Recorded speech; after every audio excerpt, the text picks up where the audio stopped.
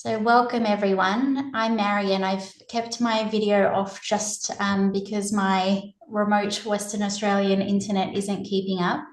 I want to start by acknowledging the traditional custodians of the land on which we meet across Australia and the UK. So I'm dialing in from Mirrawong, Gadgerong country in the East Kimberley of Western Australia. Land that was never ceded. I want to pay my respects to their elders, past and present, and extend my acknowledgement and respects to any Aboriginal or Torres Strait Islander people who are joining us this evening. We've got a really special treat for everyone tonight, and I'm so grateful that you could all join us. We've got two wonderful presenters. I'm going to introduce Maggie O'Brien first, and then I will introduce Dr. Jillann Farmer second up. Maggie is very much a leader, an advocate, and an author who's recently retired from a very rich career in clinical midwifery. Maggie served as the president of the Royal College of Midwives from 2004 to 2008. Prior to this, she was the regional officer at the Royal College of Midwives, representing midwives for both employment relations and professional issues at all levels across the UK. Over the years, Maggie has also been the head of midwifery at several hospitals, including the Prince Anne Hospital, Southampton, and as director of midwifery at Queen Charlotte's and Chelsea Hospital in London. The journey to writing her book, Respectful Relationships in Maternity Services, began with representing midwives and students in witnessing their distress when treated disrespectfully, some leaving midwifery and suffering long-term health impacts. She's learned from successful culture change leaders from across the UK, and she's identified some golden threads of change that I'm sure she's going to talk to us about this evening. Maggie really summarises her work to me when she wrote, "It is possible to change our culture and regain the joy of midwifery, but we have to do it together and with kindness." So without further ado, Maggie, it's wonderful to have you. I'll let you take us through your presentation. Thank you so much for that lovely introduction, Marion. And can I just say how inspiring you've been to me in the last few weeks? Thank you very much. I think as well for that your perspective in Australia is that I was the director of midwifery for Auckland when it was the ADHB. I was in New Zealand for 7 years, only just about 5 years ago. So I've got the perspective of health services in both New Zealand and Australia. Now, I was hoping when I went to New Zealand that there would be a kinder culture. But in some instances there was, and the midwifery in New Zealand then with the continuity of care was fabulous. But of course, there still were workplace issues. And for the last 2 years I was there, I was the clinical culture change person for Waitemata DHB. So it's quite an interesting perspective that I've got.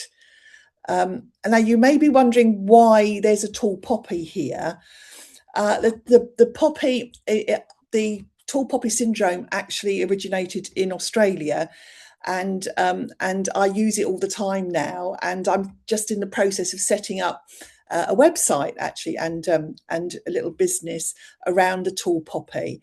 It's really important to me. So what happens is that people who are really innovative and want to change everything for the best for women and come in with different ideas are absolutely cut off. They're ostracized and nobody takes any notice of them, and in some cases they are ridiculed. So the tall poppy is a great symbol because tall poppies are the first to be cut down in the fields. So just moving on to what happens when there is a negative culture. I think the facts are really quite staggering. If there's just one person who's behaving in a bad way, one person, 80% of recipients lose time worrying about the rudeness.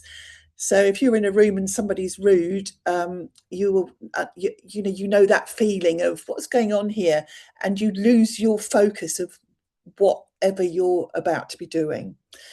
38% reduce the quality of their work.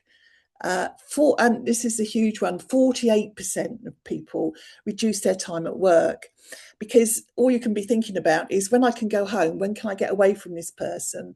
When will this stop? So you don't go to work, basically, just literally the time that you need to be there.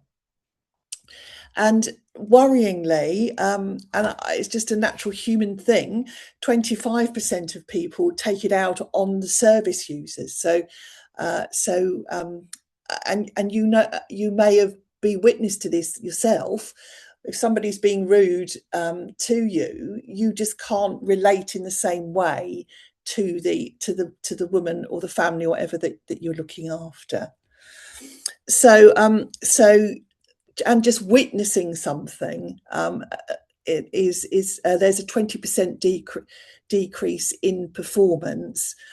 But so if you just witness one incident of somebody being horrible to somebody else, there will be a 20% decrease in your performance and a 50% decrease in willing to help.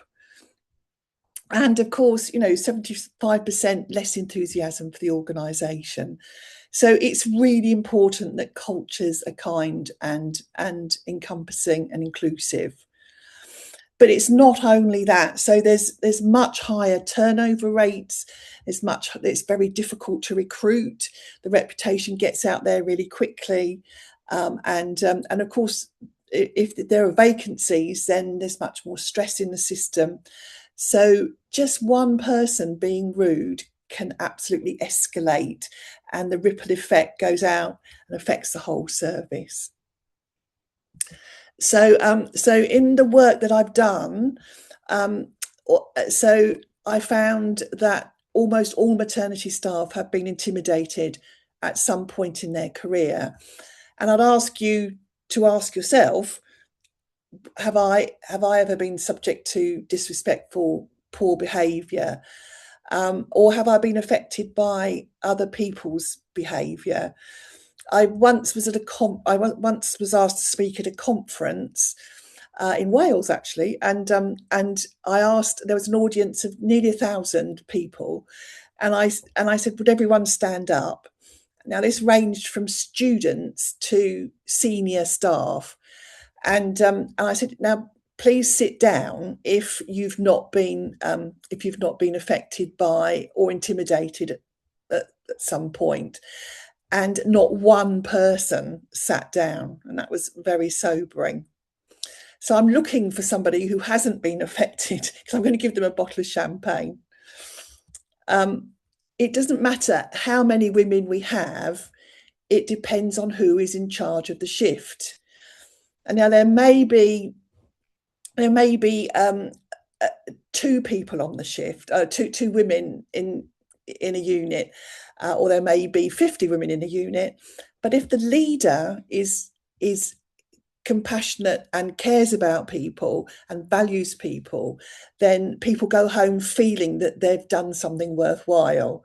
If there is somebody who is unkind and doesn't empathise with people, then people go home feeling absolutely shattered. It's so important on who actually leads. Really important, this one. And I've unfortunately, it's all too familiar to me. When I was representing midwives at the Nursing and Midwifery Council,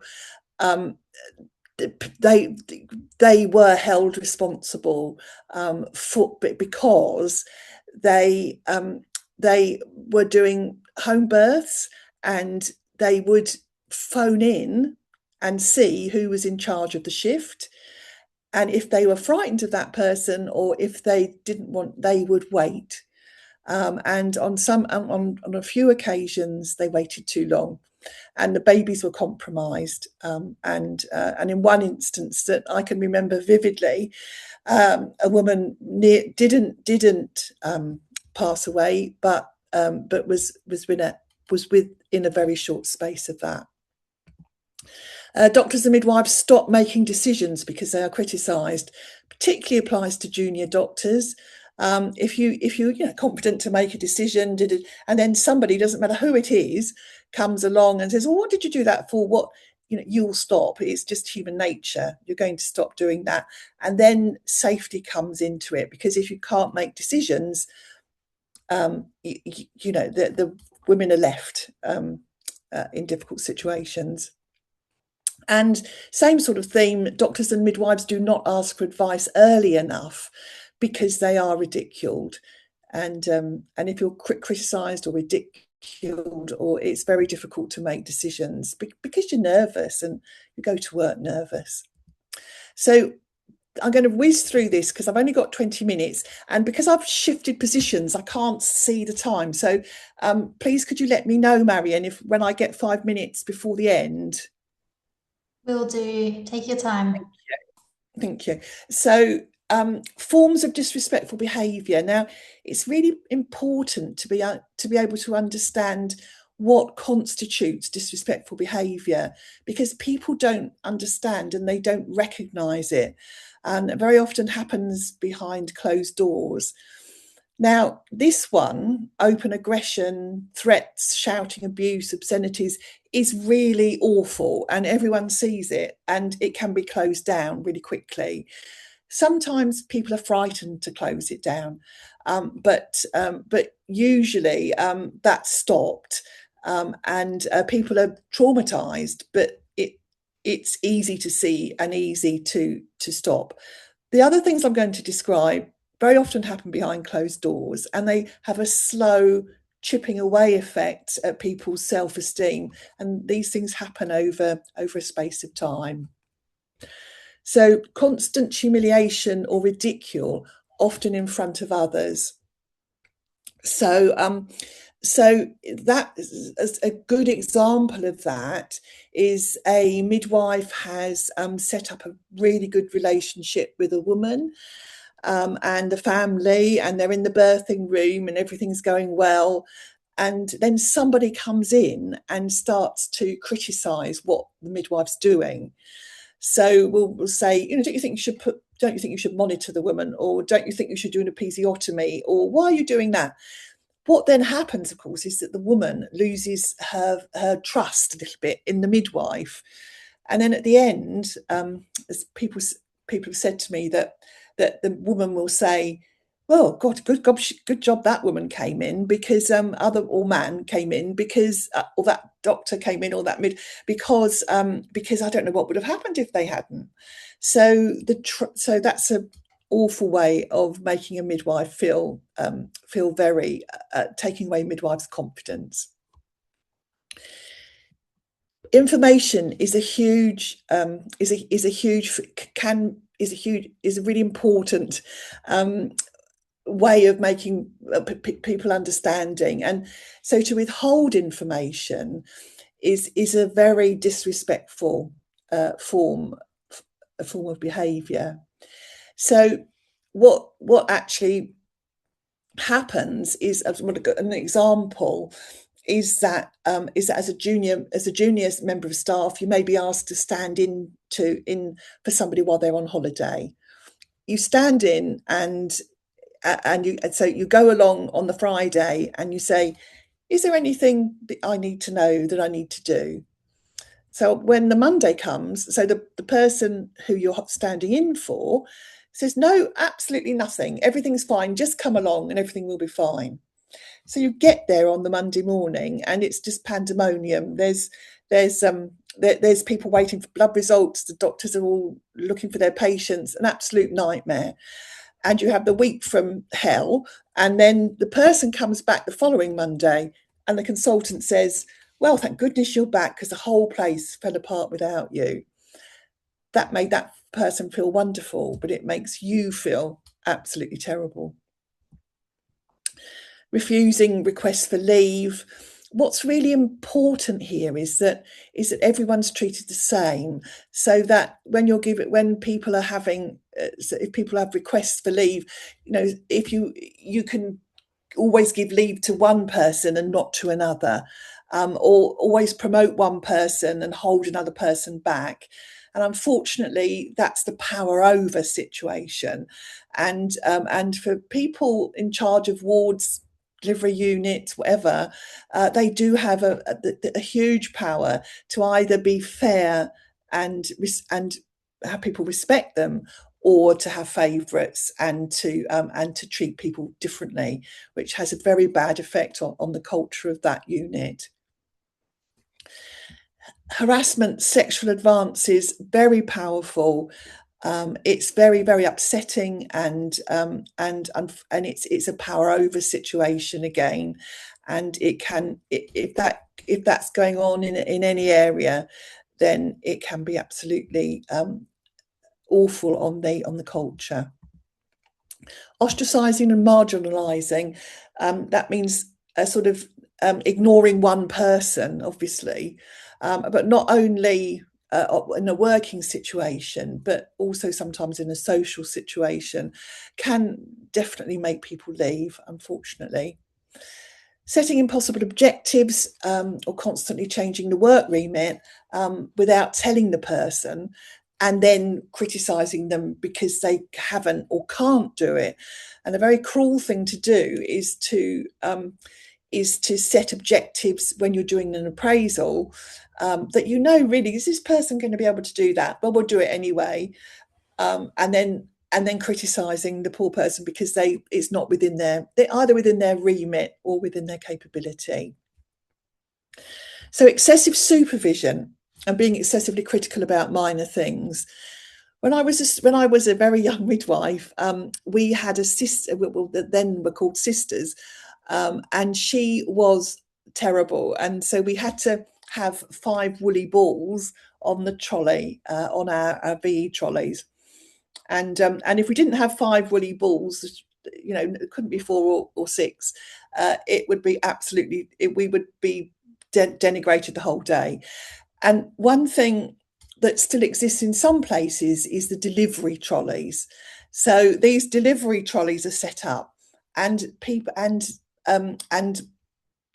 midwives, or and in some cases, doctors, with the some of the trolleys in some of the situations in theatre, for instance, demand that everything is in the same place, and everybody.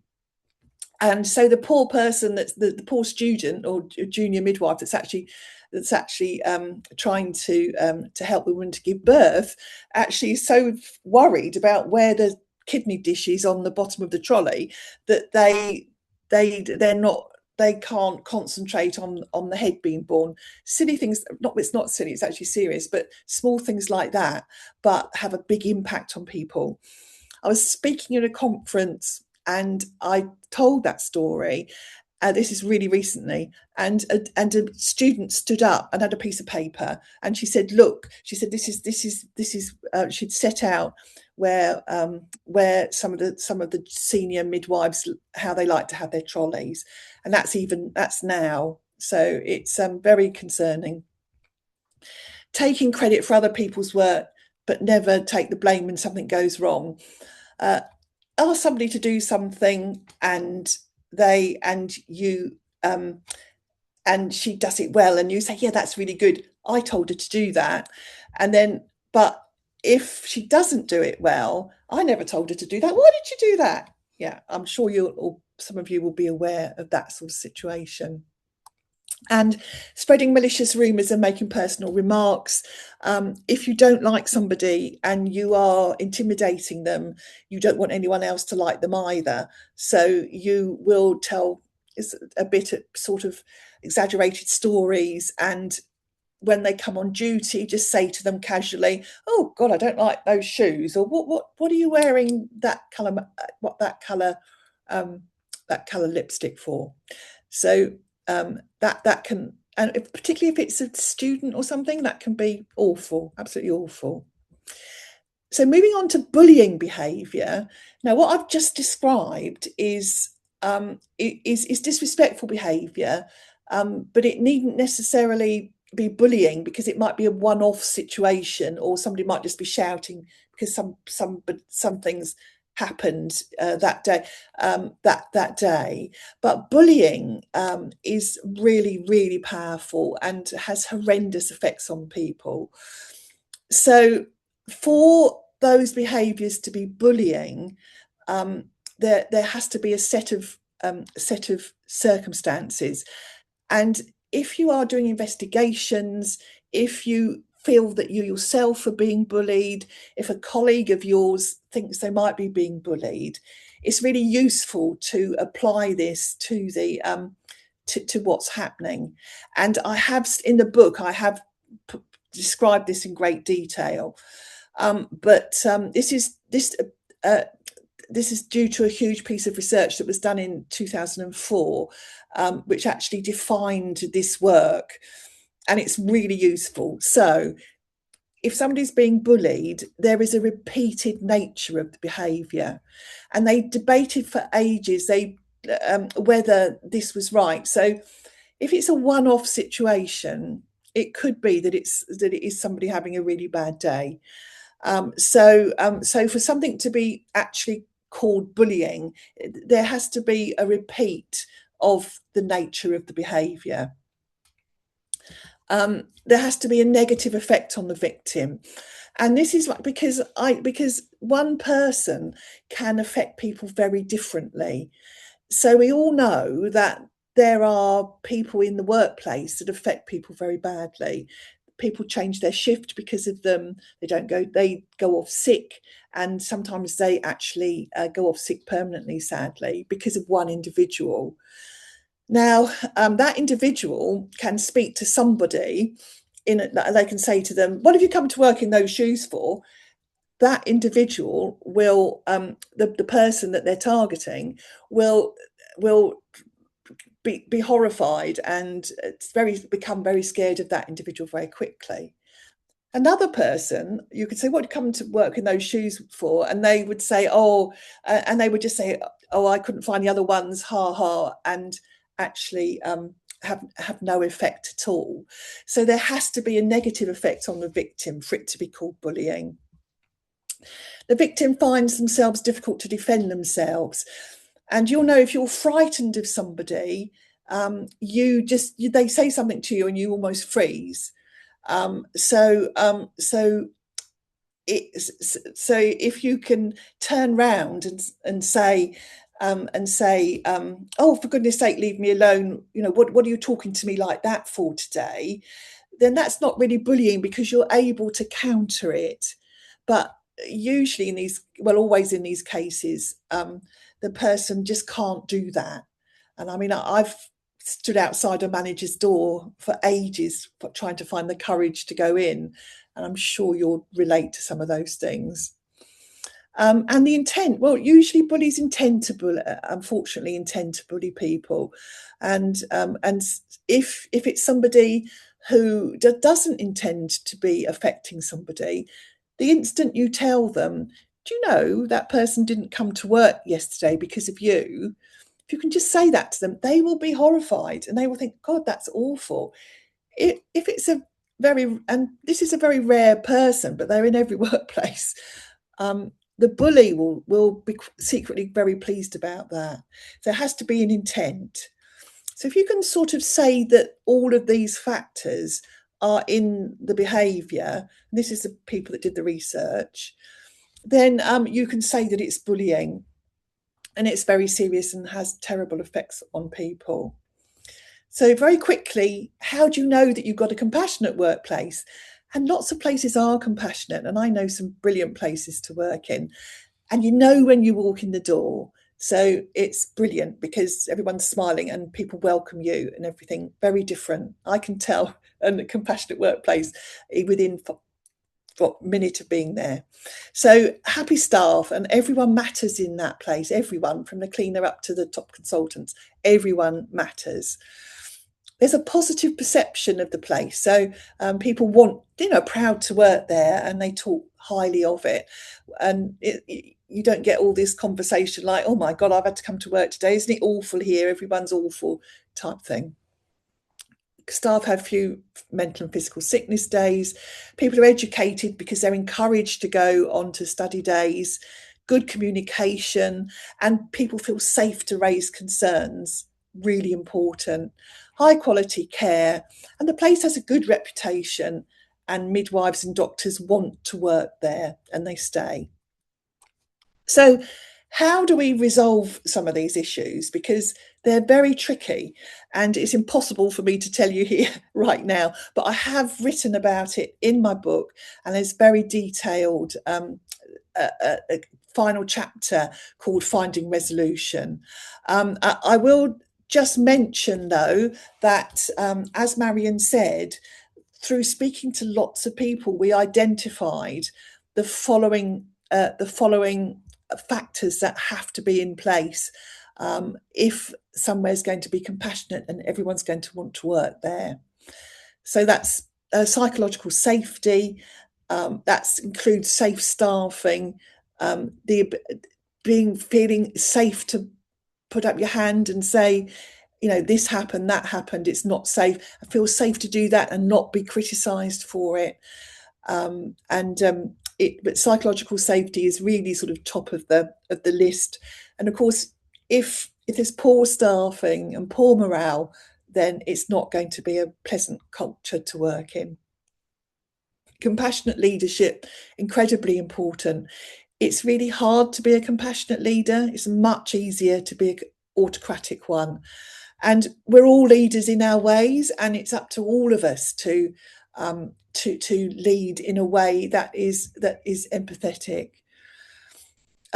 Values-based education, how we educate our pre-reg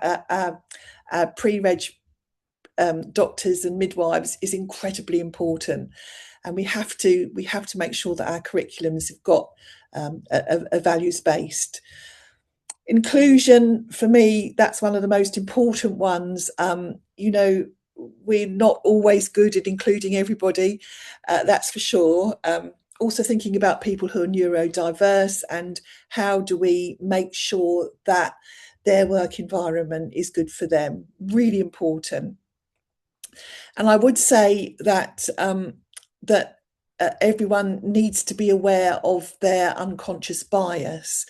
And if you think that you haven't got an unconscious bias, then you are wrong. You absolutely have. And that's sure. Model of care is important, where we put the woman at the centre of the care. When it's fragmented, and it becomes very easy to work in silos. Coaching mindset and respectful relationships. That means that that's a zero tolerance of negative behaviour, and we all have to be brave when we're doing that. We have to be very brave because to challenge negative behaviour. So moving on to very quickly to personal strategies for dealing with disrespectful behaviour. So if you are feeling that you are being bullied at the moment, or somebody that is being treated disrespectfully, there are several things that you can do. So it's really important that you support anyone that you believe is being treated disrespectfully and or bullied, because people actually think it's them. They really do think that they're doing something wrong, especially at the beginning. And if you can go to somebody and say, I saw that, or how can I help you? You might not feel like you can actually go and speak for them. You might not feel brave enough to do that, but you can support them. Of course, if you can go and speak for them, that's absolutely brilliant. So we don't talk about it enough. So why, when there's one person there who's making everyone's life a misery, can't we actually talk about it? We just don't. We keep it quiet. We say things like, oh well, she comes from New Zealand, she's like that anyway. That's what we do, and but we need to make it unacceptable and call it out all the time. That becomes natural and normal, then everything changes. Make it clear to anyone who displays disrespectful and bullying behaviour that you won't accept it. And this is on a very personal level, but if once the power imbalance is there, and once somebody has frightened you, then you won't be able to challenge it, or it's very difficult. So you need to make it clear to anyone from right from the beginning, if they treat you badly, say, why did you do that today? Or what caused you, are you all right? Why did you speak to me like that? Obtain support, really important. Trade unions, professional bodies, all of those people. Seeking help from someone that you trust and seeking counselling if necessary. And finally, you need to come from a place of strength. So it's really, really important that you take care of yourself. And there we are. And this is my field of tall poppies, where everyone is tall, and everyone can nobody's cut down, and everyone values each other. And that's my new website, tallpoppymaternity.co.uk, which actually says coming soon. And thank you very much for listening to me. And I'm sure I've taken too long. Thank you. It was brilliant, Maggie. Thank you so much. I feel like I've learned so much from that. That was very validating. I think one of the biggest take homes for me is that, that values based curriculum should almost be included in, what we teach our trainees in midwifery and medicine, because it absolutely does filter down to our patients, our consumers, and it's so important that we maintain positive culture. Thank you, Maggie. I'm going to keep an eye on the questions in the chat, but we might just hold the questions until our second presenter has shared her valuable insights as well. I'd like to introduce Dr. Jillann Farmer, who really needs no introduction. Dr. Jillann Farmer's illustrious medical career is marked by her unwavering dedication to enhancing lives globally. Since her graduation from UQ back in the late 80s, she's served in diverse settings, earning fellowships from RACGP and the College of Medical Administration. Her reformative roles have significantly impacted the Medical Board of Queensland and Medicare Australia. As a lot of people probably know, Dr. Jillann Farmer was the medical director of the United Nations, based at the headquarters in New York for 8 years.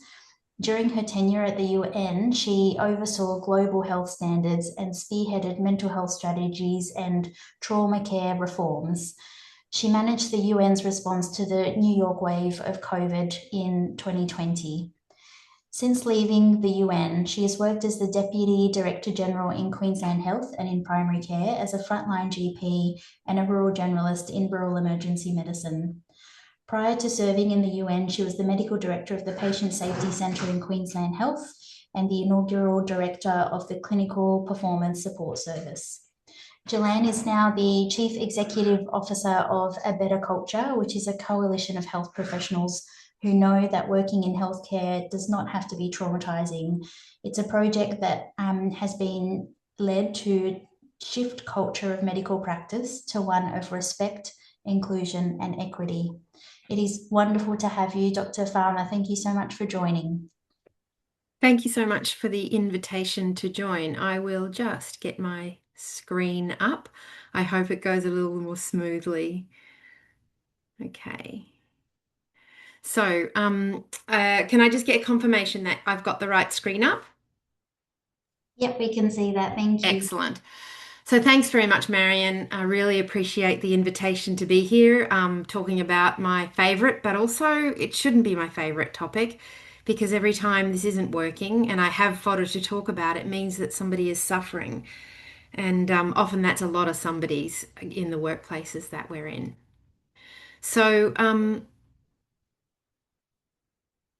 So I would just acknowledge the traditional custodians of the land that I'm on tonight. We're scattered all over the country, but here in Brisbane or Meanjin, it's the Yuggera and Turrbals peoples.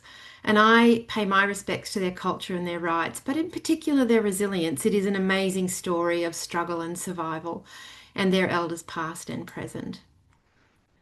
So you've probably all heard the saying that culture eats strategy for breakfast. In fact, culture eats everything for breakfast, and I describe it as the omnivore apex predator of the healthcare system. In Australia, our omnivore apex predator is a dingo. When I'm talking in other countries, I might use a different animal. I have a slide deck that has a grizzly bear on it when I was living in New York. And so if your culture's not right, it's almost impossible to steer the business either strategic or operationally to achieve the performance that you know our clients deserve. So, as Marion has mentioned, was a Commonwealth funded project to address the findings in the medical training survey. And it was through the specialist training program that we got the money. It was hosted by RACMA, but very early in the picture. We learned that there was, a very significant degree of cynicism about RACMA's contribution to culture. And so RACMA, in what I think was a real act of leadership, accepted my recommendation to set up arm's length governance of the content of the outputs of the project. So RACMA retained financial governance, but all of the content that we developed went through an independent advisory board. So to just talk a little bit about and to build on Maggie's great presentation, I'm going to be drawing on some of the elements of the National Consensus Framework for Rural Maternity Services. It's an authoritative document and the concepts of culture are woven through it. Culture is not peripheral to the maternity care. It's foundational to outcomes for everybody, for women, babies, families and staff. 30% of Australians live in rural and remote areas facing shorter lives. A lot of women who live in rural or remote areas will experience an unplanned out of hospital birth. There's been a 41% reduction in maternity units, and a lot of that relates to the inability to staff them. And culture is, as Maggie's so eloquently highlighted, a patient safety issue. Disrespectful or unsafe workplace culture cascades into patient care because it normalizes behaviours that are completely unacceptable. And the National Consensus Framework calls for accountability. So Principle 1.4 of that framework has some very specific elements around psychological safety and staff well-being. And I will say here and now, I hate that we're using the term well-being. I talk about health because we have a statutory right to health at work under the workplace health and safety legislation. And my concern is that well-being is being conflated with crystals and aromatherapy, and it sounds like something that's optional for executive teams to pay attention to, and it's not.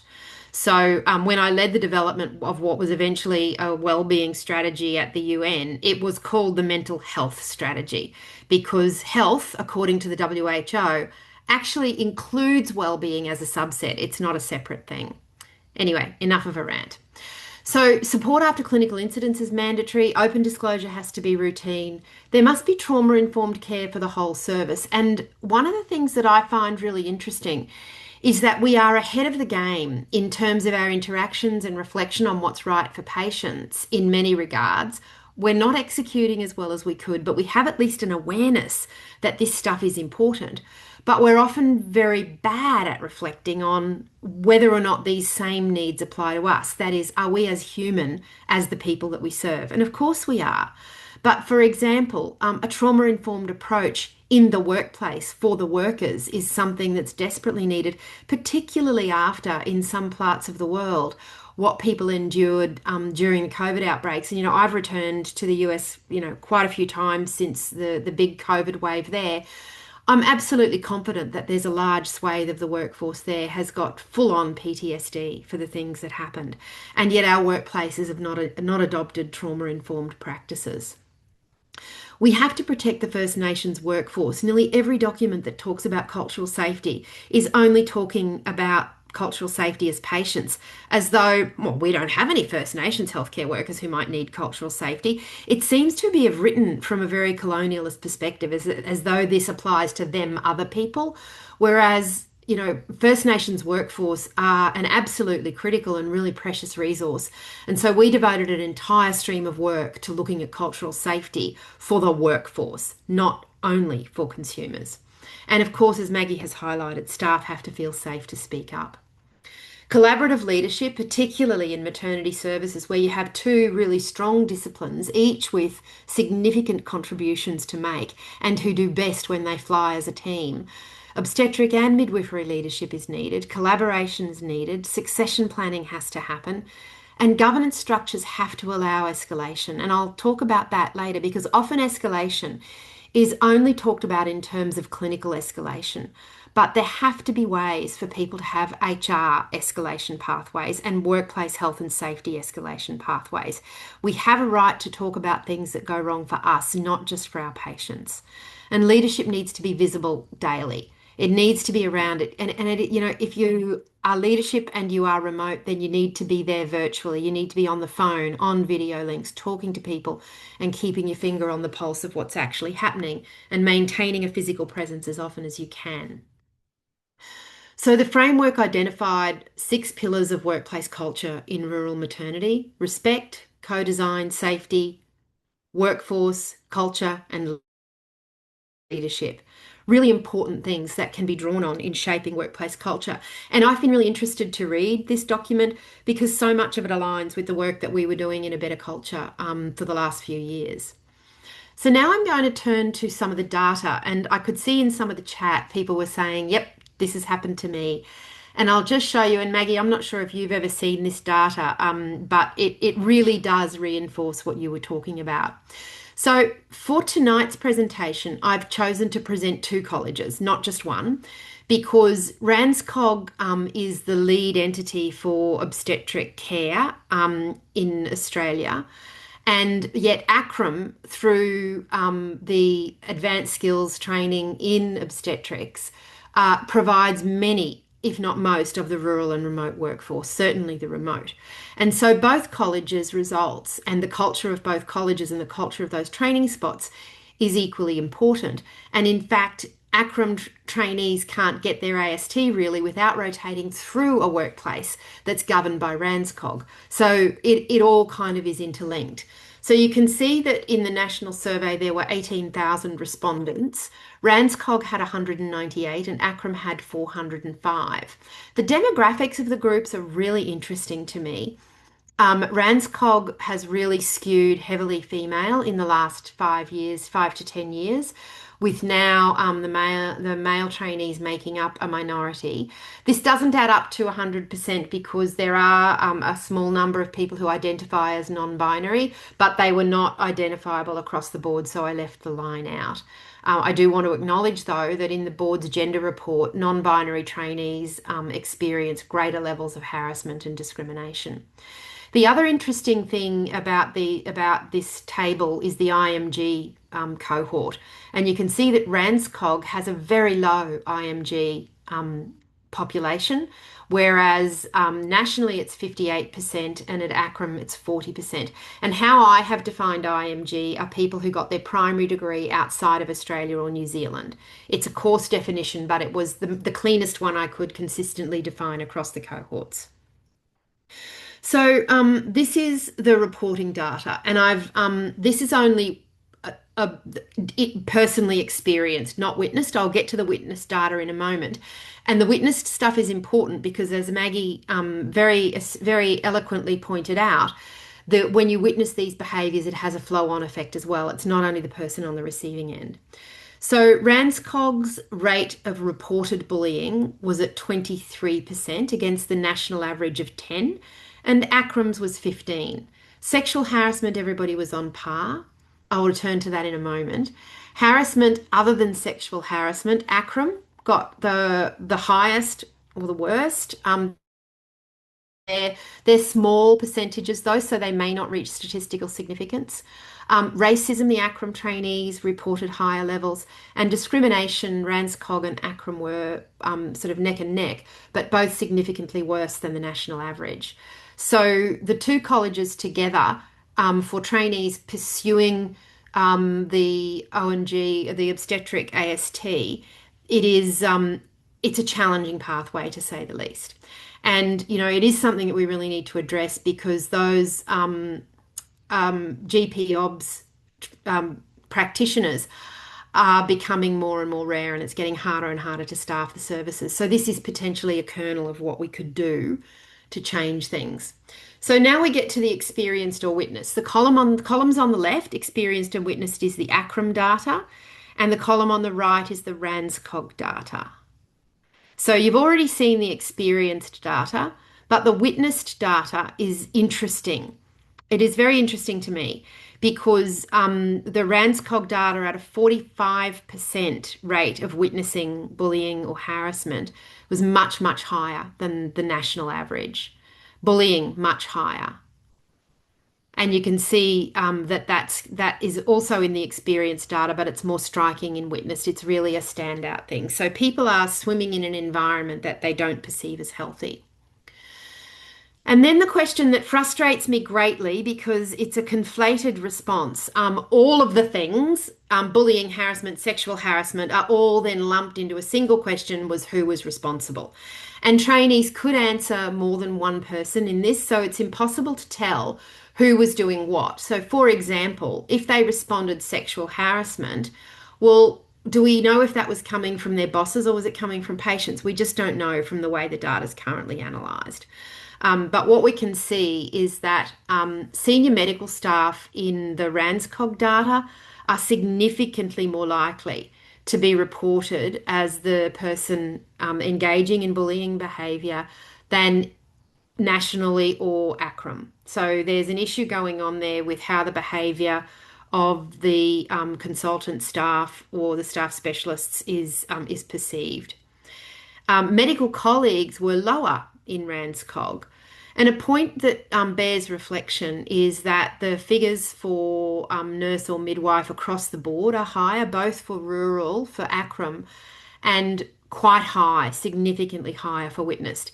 Now, I want to reassure the midwifery colleagues who are online tonight, I absolutely know this is not a one-way street. And if we were to perform a similar survey asking nurses and midwives what their experiences were, I'm confident that we would see that there was experienced and witnessed bullying behaviours coming from both directions. I just don't have that data, because as far as I'm aware, neither the midwifery board nor the nursing board collect it the way the medical board does. And it is something I've been asking for several years, that we have collective data that is dissectable by profession, so we can see what the experience of our cohorts is, and really dip into those issues of, of power gradients that Maggie was alluding to. So if we continue on in the experienced and witnessed nationally, this is the gender disaggregation, and this is only for the national data. I didn't disaggregate for everybody, but this is the national data. And you can see that harassment is more likely. So this is RANZCOG's data. I'm sorry, I've left out ACRM's. I do apologise. So in RANZCOG, the male trainees are more likely to report harassment. The female trainees more likely to report experiencing sexual harassment. The male trainees are more likely to report experiencing discrimination. So look, it's a lot of data, but I think the key takeaway from this slide and from all of the data, if you read the gender report, that the experience in the workplace is heavily gendered, be that in favour of women or in favour of men, depending on the specialty. It's heavily gendered. And as a nation, we are very bad at acknowledging that. The medical training survey data was only ever published as gender disaggregated until I started breaking it down, and I gave the president of the medical board, the chair of the medical board, a gender report. I gave it to them and said, you have to start publishing this because the experience of male and female trainees is so very, very different. And to their credit, they took it up in the next year. What has now become a normal report is the gender report. The next step will get them to start publishing gender disaggregated data for every college report. We need to stop publishing aggregated data because we're a very, very long way from gender equity in this country. So Marion gave us some questions, which I'm going to attempt to provide some thinking around, just some food for thought. I'm not a person who has expertise in every bit of this, but I can draw on the literature, and I've spoken to hundreds and hundreds of clinicians over the last few years about this work.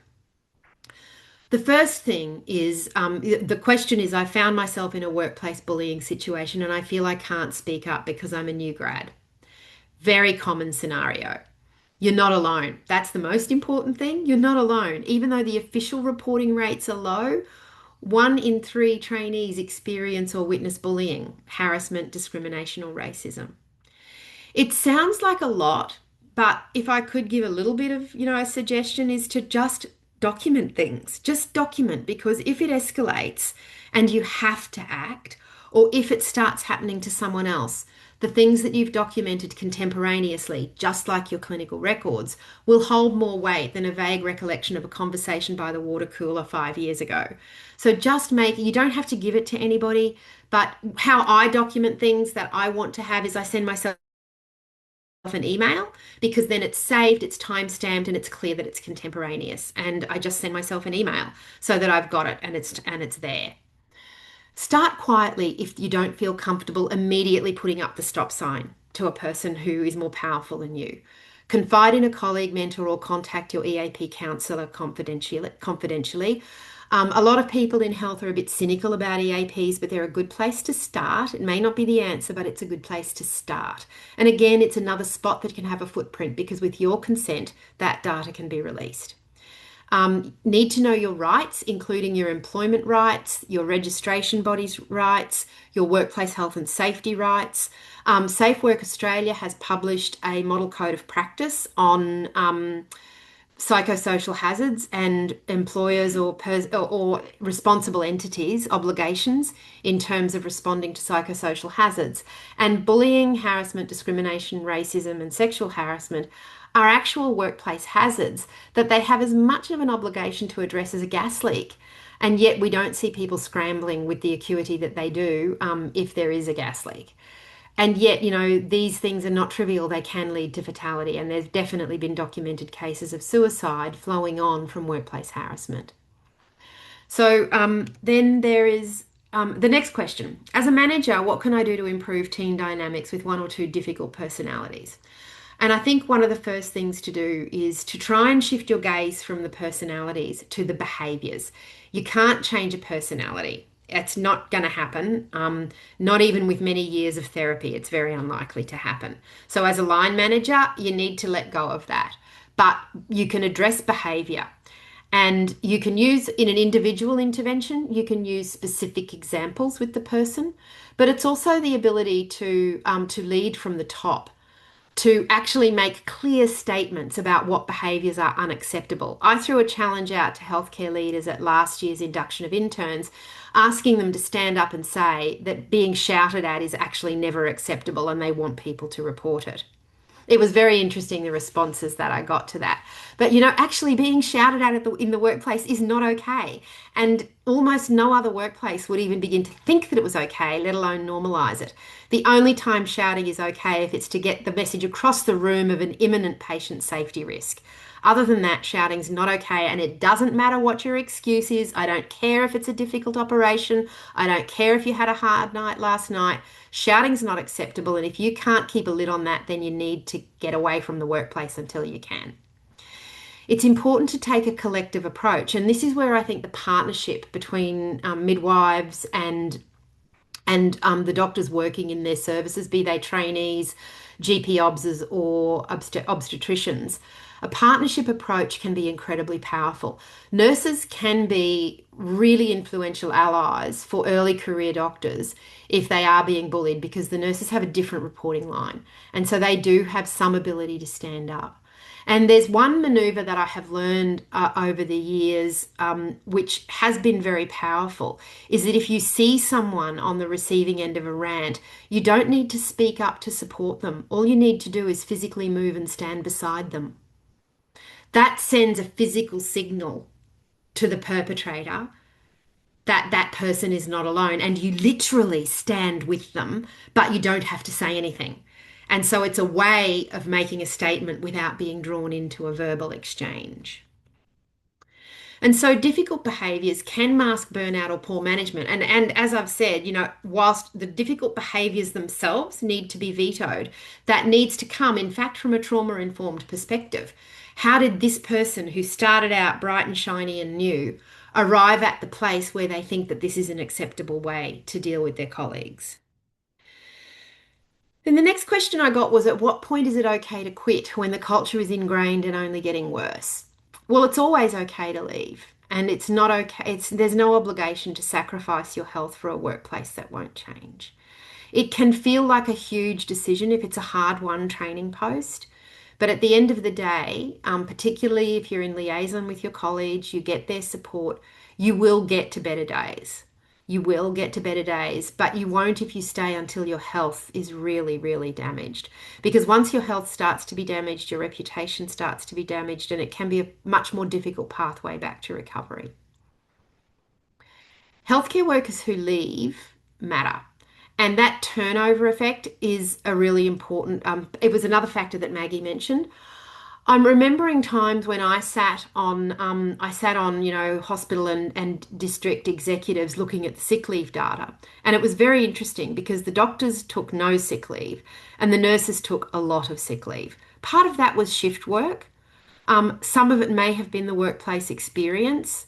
And I think that there's an entire goldmine of data there that we could get into about what are the drivers of sick leave, and is it something that should be much more rigorously examined as an indicator of trouble. In terms of quitting, considering formal channels, that can be very difficult, but as I've mentioned, there are formal channels and they are available to you, and you can actually request that it not go any further. This is something we examined in great detail in A Better Culture, because a lot of trainees fear the juggernaut of it getting out of their control. And so they don't want to get caught up in a years-long adversarial process. They just want out. And so you can have a confidential discussion and make it clear at the beginning that this is not for any further action. You just want to know what the options are. And as I've mentioned, watch your own health closely. If you have an occupational health service, very few health employers in Australia have an OC health service. But if you have one, go there. If you don't have one, talk to the EAP or talk to your GP if you have one. And it's really important. I've spoken to many early career doctors over the last few years who feel really ashamed that they left, who feel that they somehow failed, but they didn't fail. The system failed them. Leaving is not giving up, and it doesn't make you any lesser. Now, this is a gold one. How can I be introspective about whether others perceive me as a bully or a perpetrator? And I saw that come up in the chat. First of all, if you're the person asking the question, it's probably a very important step and probably indicates that you are introspective enough that you're unlikely to be utterly insightless. It's important to notice the power dynamics and watch for patterns, and consider cultural and racial blind spots. It might be, you're all familiar, I think, with the concepts that equality is not the same as equity. And so one of the things I had to learn when I went to work at the UN was speaking exactly the same to an American colleague and a Southeast Asian colleague. One would be perceived as a rigorous workplace discussion, the other would be perceived as bullying. And that was a really important learning for me, that I needed to adjust my way of engaging to be culturally appropriate and racially sensitive. Maggie mentioned unconscious bias, and there's a fabulous tool called the implicit bias test that has been developed by Harvard. There is a version that's been validated for Australia, and you can get it at the link that I've got in there. It's from Diversity Australia, are promulgating that. It's a great test to do. It tells you there are a number of them. There's a gender bias one, a race bias one, and I think there's a couple of others. And you can run that and discover, it'll give you results that can be quite confronting. I plugged this a couple of years ago in an article that I wrote for Insight Plus, the MJA's, opinion piece work paper. And I got a lot of blowback from people who completed it and really didn't like the results. So you have to be ready to have a perhaps unflattering mirror held up to you, but it's really worth doing, because if awareness is a huge part of developing the ability to grow past something. And as I highlighted with my contrasting two staff members, intent is not the same as impact. And so seek honest feedback through a mentor, or ask your boss to undertake leapfrog interviews. Now, most people don't do this. I don't know if I think I invented leapfrog interviews. And I have done them for at least 15 years with the teams reporting to me, where I will twice a year sit down with the people who report to the people who report to me. So my second tier reports. And I undertake sort of a coaching frame data harvesting exercise about their boss. And I make it clear that it's not a summative assessment. I'm looking for opportunities for improvement or to reinforce strengths. And I ask them, what's going well? What could they do less of? What could they do more of? And what do you wish they would do differently? And then a fifth question, is there anything else you'd like me to know about them that I haven't given you a chance to say? And I then amalgamate that into consolidated feedback and feed that back to my staff. And it's incredible, because then they start asking me to do it. You'd think it sounds really scary, but when it's done respectfully and with trust, it becomes a really important way that you can be confident that people don't perceive you as a bully or a perpetrator. And the other benefit of it is that it built my relationship with those second tier people, so that if in fact a problem arose, they wouldn't wait for the leapfrog to come around. They would catch me in the hallway and say, can I have a chat? Because that one-up rule is a really important thing, to have the ability to go to the person above the person who's a problem and have a conversation with them. And in a rural environment, they may not be on site. It might be something that you have to do with a phone call, but I would encourage you to consider that part of your option. So, do I have resources to open the discussion about workplace culture with challenging peers? Yes and no. Nothing's complete yet, but there are resources out there. So A Better Culture has published a whole pile of things. I'll give you the list shortly. Safe Work Australia has got some really good resources. Beyond Blue, Civility Saves Lives, as Maggie mentioned. And one of the tips that I would give is, even though I'm passionate that healthcare workers have a right to a safe workplace in and of itself, we don't need to prove that patients are being harmed in order to ask for safety for ourselves. But some people will respond to a patient safety message more than they will respond to a my colleagues are suffering message. And so it's just good to have that in the quiver of arrows that you prepare. So just a little bit of, what is our little plus and minus? You can see it up there, just floating above my ear. In different colors we make it. It's a plus and an X, and it stands for less and more. So culture is defined and modified by toning down the things you want less of and cranking up the things that you want more of. And if you think of it in that way and think about the behavioral expressions of culture in your own workplace, it becomes a bit less like eating the elephant one bite at a time. And that those plus and the X come together to make the A Better Culture logo. So I was really interested, Maggie, to hear your golden threads, and it's very interesting because it's arrived at a very similar place to a body of work that we've been doing to develop a thing called the Culture of Healthcare Assessment Tool, which is a survey-based cultural evaluation tool. And we came up with this human-centered respect and civility, safety, performance, power, and trust are the elements that define culture. And if you can fine-tune each of those and get them to the place you want, you'll have the culture that you need. The levers for culture change, it's not as simple as getting a recipe book. And every team, every workplace will have different things in place that they can pull the levers of. So some places will have strong leadership, but not yet strong structure and processes. Some will have legacy systems that are very good, but they might be flailing with poor leadership at the moment. And so the levers for culture change are variable, and it's not just a cookbook that can be applied. It's something that requires deliberation and intentional management. So our final outputs were a final report, a synthesis of the 5 working groups, a proposal for a national strategy, a pretty radical document around cultural safety that was led by First Nations healthcare workers, and that I found one of the most educational things I have ever read when I was engaged in the final clearing of that document. A really different think of the compliance mindset, proposing changes to governance and engagement.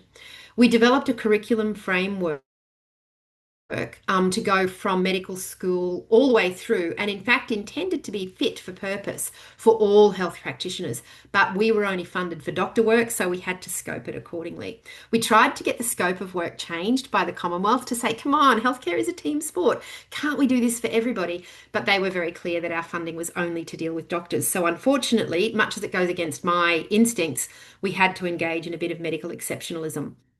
And the chat, the culture of healthcare assessment tool, and that one is just in the final stages of validation. And we're brokering an agreement right now to roll it out. If all goes well, it will be rolled out in its first institutional settings between now and June. And then we'll have something that's fully proven, and we'll be able to get that out to more workplaces. So, in summary, to modify culture in the workplace and the healthcare system, because what I've been lobbying for is a of culture in the whole system. You need the ability to bring people to the table. And, we were able to do that in a better culture. We were able to ensure collaboration, and we were able to avoid duplication, waste, and contradictory approaches. Where we've really struggled was to get the people with implementation authority to the table, to get the people who have risen to the top in the system as it currently stands to come to the table and say that this has to change. That was really hard. And resourcing, because that goes with authority, to get sustainable investment. Our funding ran out 8 months ago, and RACMA are continuing to fund my work from their own budget, out of the fees of RACMA fellows and associate fellows. So I'm very grateful to RACMA for believing in the work enough to keep us going so that we can continue to advocate. This is just one of my heroes, Marjorie Stoneman Douglas, and I have that at the top of my my Twitter account. I don't post on Twitter anymore, but since it kind of went toxic. But I love this saying: "Be a nuisance, but don't be a bore. Be depressed and discouraged at the effects of ignorance, greed, corruption, and bad politics, but never give up." And whenever I'm feeling like this has just been shouting into the void, I try and remember Marjorie Stoneman Douglas. She was a crusader for the environment in the Florida Everglades. But what most people don't know is that the school that is known as the Parkhurst School of the terrible shooting massacre that those amazing young anti-gun advocates rose up out of, that's actually the Marjorie Stoneman Douglas High School. And I think she'd be pretty proud of those kids and how they've bounced into the world to advocate for something better. So we're trying to keep the conversation going. We are hassling health ministers. We're going to design and test the new survey, promote the draft strategy, and continuing to write grants to try and secure funding.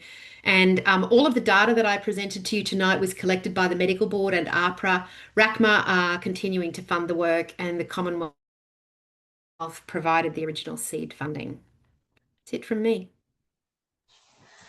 Wow, that was incredible. I don't think I'm going to be able to summarize what I've taken from tonight, because that's just been a gold mine of amazing advice and some really insightful statistics as well. It's interesting that we haven't quite got the same statistics for our midwifery colleagues, but maybe that's something we can look into in the future. There is a question from Vid in the chat. How do we challenge long-standing hierarchical behaviours in medicine that may unintentionally contribute to bullying or intimidation? He's gone on to say many junior staff hesitate to report bullying due to fear of repercussions. What strategies have you seen work to create genuine psychological safety to speak up? So it I actually dealt with this when I arrived at the UN. So I can give you, a vignette of one, N of one, an anecdote-based thing, but I know that it worked because the workplace transformed.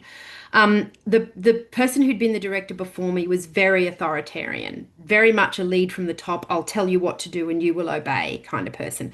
And that's really not how I roll. I'm much more consultative, and I would have been stupid to not be consultative moving into an environment like the UN as a complete outsider. The staff clearly knew more about how the place worked than I did. And so I needed to very quickly get them to the place where they would tell me what they actually thought. I was blessed to have an absolutely rock solid gold star as my deputy director, a German guy who went on after I left to become the director. And so Bernhard agreed with me that we would, in front of the group, ostensibly have a disagreement, that he would challenge me and tell me that I was wrong. And I would attempt to role model how that behavior should be dealt with. And we did that several times over the course of my first few months so that people could take my measure in terms of how I dealt with dissent. Now, not everybody has the positional authority that I had to implement that. But if this is a situation where you have another leader, where there is a leader who can model those correct behaviours, then that's a lever that you can pull. Or if there is a way that a conversation can be had where that behaviour of challenging or standing up is seen and presented in a positive light. Another thing that I have found very helpful was probably the best boss I've ever worked for, and I don't think Stephen Duckett will mind me saying this. So when I start working for someone, I always ask them, what do you want me to do if I think you're wrong and you're about to do something really stupid? What do you want me to do?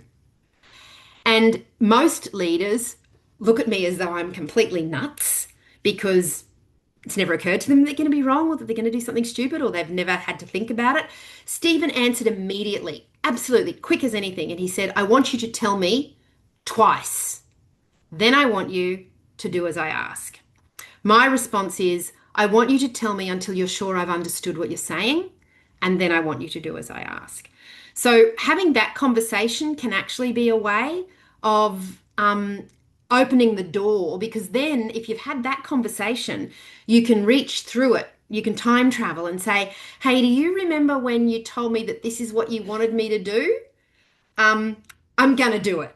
And so that definitely creates permission to act. Maggie, yeah, go ahead. Yeah, could I just say, first of all, Jillian, that was brilliant. I really enjoyed that, and isn't it interesting how the findings of it, how it just sort of Yes. worked, didn't it? But I just, it's really important that we get together, and togetherness is the answer to that question, and leadership. So and we're all leaders, so we don't have to wait for one person to do something. Why is it that when there is a person like a senior medical person that causes all of this damage to so many people, and it can equally be a midwife of any rank, why is it that we just let them get on with it and we let them do it? They're one person, whereas we're a workforce. So I'm just talking as a so it is about getting together, and it is about talking about it, and it is about making it unacceptable.